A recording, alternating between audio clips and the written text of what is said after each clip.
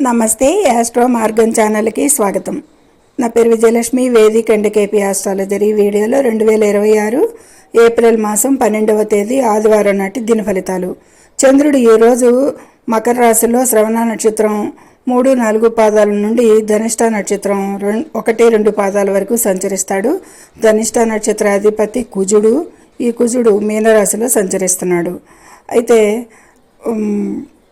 శ్రవణ నక్షత్రాధిపతి చంద్రుడే. ఇది మకర మరియు కుంభరాశులలో కూడా వర్తిస్తుంది. ఈ ధనిష్ట నక్షత్రం అనేది సూచించడం జరుగుతుంది. ఇక మేషరాశి, ఉద్యోగంలో ఒత్తిడి ఉంటుంది. ఈరోజు ప్రయాణాల్లో మాత్రం జాగ్రత్త వహించాల్సి ఉంటుంది. వృషభ రాశి, బంధువులతో ఆనందంగా గడుపుతారు. ఆర్థిక లాభాలు అయితే కనిపిస్తున్నాయి. మిథున రాశి, అష్టమ చంద్రుడు అప్రమత్తంగా ఉండాలి చాలా అనేది సూచించడం జరుగుతుంది మిథున రాశి వారికి. కర్కాటకం, వ్యాపారంలో లాభాలు సూచిస్తుంది. ఆరోగ్యంపై ఎక్కువగా శ్రద్ధ తీసుకోవాల్సి ఉంటుంది ఈరోజు. సింహరాశి, సింహరాశికి రుణ బాధలు తొలుగుతాయి అనేది చెప్పచ్చు. శత్రువులపై విజయం లభిస్తుంది ఈరోజు అనేది కూడా సూచిస్తుంది.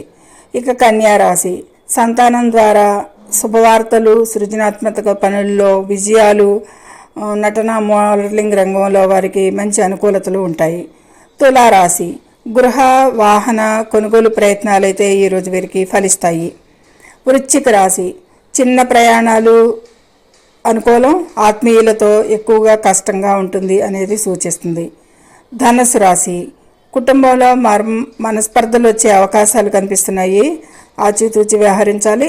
ఆర్థిక నియంత్రణ అయితే చాలా అవసరం. ఖర్చులు బాగా పెరుగుతాయి అనేది సూచిస్తుంది.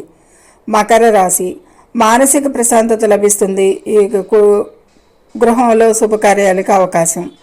కుంభరాశి, ఖర్చులు పెరుగుతాయి ఈరోజు అనేది సూచిస్తుంది. దూర ప్రయాణాలను కూడా సూచిస్తుంది గోచారంలో. మీనరాశి, లాభాలు బాగానే ఉంటాయి. ఉద్యోగంలో కూడా ఉద్యోగస్తులకి మంచి అనుకూలతలే ఉంటాయి ఈరోజు. ప్రమాదాలు, ఆరోగ్య సమస్యలు అయితే కనుక మిథున రాశి వారు వాహనాలు నడిపేప్పుడు జాగ్రత్త వహించాలి. కీళ్ల నొప్పులు మరియు రక్తపోటు విషయంలో జాగ్రత్త అవసరం. పరిహారాల విషయాలకు వస్తే, ప్రమాదాల నుండి రక్షణకు మంగళవారం సుబ్రహ్మణ్య స్వామిని లేదా ఆదివారం ఆదిత్య హృదయం పారాయణం చేయాలి అనేది సూచించడం జరుగుతుంది. ఇది ద్వాదశ రాశుల వారికి చాలా కీ పాయింట్స్ మాత్రమే చెప్పడం జరిగింది. గోచార అంచనాలు. సర్వే జనం సుఖినో భవంతు. నచ్చితే లైక్ చేయండి, షేర్ చేయండి, కామెంట్ చేయండి. ముఖ్యంగా సబ్స్క్రైబ్ చేసి లైక్ చేయగలరు. ధన్యవాదములు.